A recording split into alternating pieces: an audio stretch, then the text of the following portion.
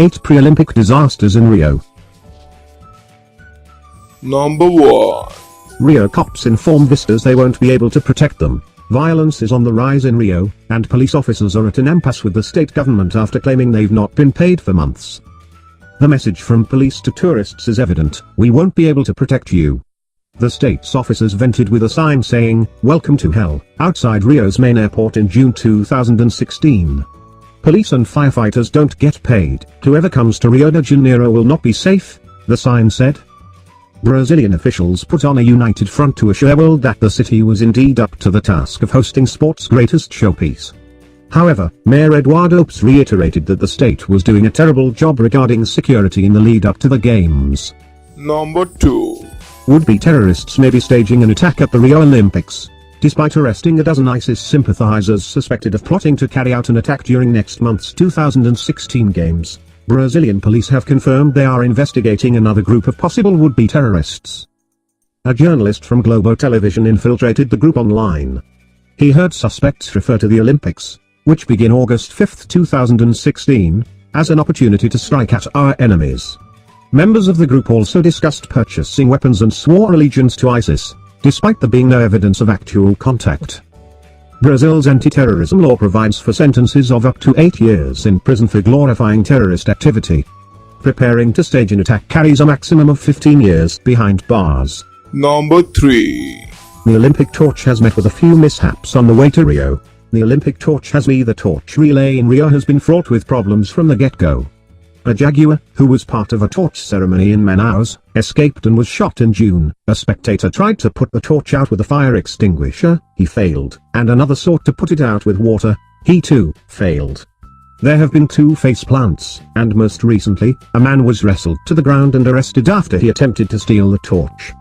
The torch will arrive in Rio de Janeiro on August 4, 2016, the day before the opening ceremony, after passing through more than 300 cities in Brazil on its journey from Greece. Let's hope it makes it in one piece. With a few mishaps on the way to Rio. Number 4. The New Zealand jiu-jitsu fighter who was kidnapped and robbed just before the Olympic Games are set to begin. Athletes and tourists alike may have one more thing to worry about in Rio: kidnapping. Just ask Kiwi Jiu-Jitsu champ Jason Lee, who was kidnapped and robbed by Rio police. Lee was pulled over by 2 motorcycle officers who told him he was in violation by driving without his passport, and would be forced to pay a fine of approximately $600. He did not know it at the time, but there is no such law in place.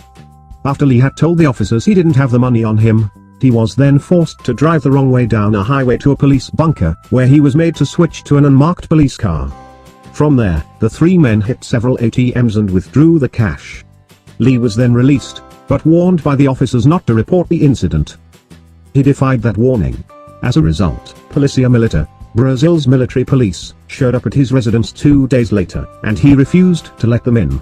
He now awaits instructions from the New Zealand ambassador. Number 5. The bay that turns athletes' boats from white to brown. With the Olympics less than 2 weeks away, athletes and fans alike are discovering that Rio's Guanabara Bay is filthy. Tons of raw sewage are pumped into the bay each day, and practicing sailors have also complained about an oil slick that's turned white boats brown. "We've never seen anything like this. It was all over the place," said Finnish sailor Camilla Sedekratz. "There was no way you could avoid it." Guanabara Bay is severely polluted, and filled with bacteria and viruses. Organizing committee officials say the water is safe, although independent studies show a high level of pathogens in waters that Rio is using for sailing, rowing, canoeing and open water swimming. Number 6. Another epidemic plagues Brazil before the Olympics. No, it isn't Zika. According to the powers that be, that won't be an issue, but there is a disease that poses a serious risk to the health of competitors ahead of this year's Olympics. You need to go through pediluviums and then put on antibacterial gel.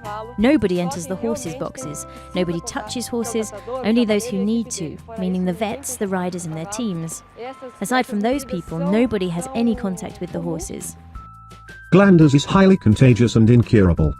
Brazilian agricultural officials have, thus far, destroyed hundreds of horses across the country over the past couple of years in an effort to stop the epidemic.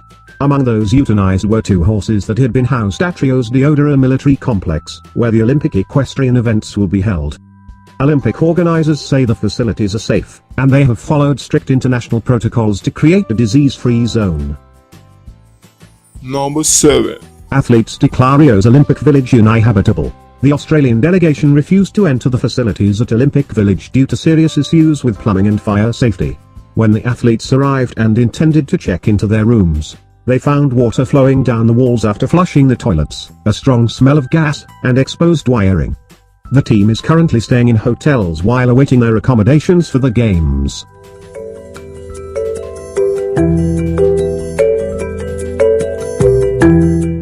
Number 8. The security officers who stole laptops from the Olympic Center. 9 laptops were stolen from the Olympic Center where the shooting events at the Olympics will be held. Police later found all the equipment and arrested the criminals, some of which were on-site security. Just a day earlier, transmission equipment from a German TV station was stolen from the Avenida Brazil. It too was found in the Baixada Fluminense region.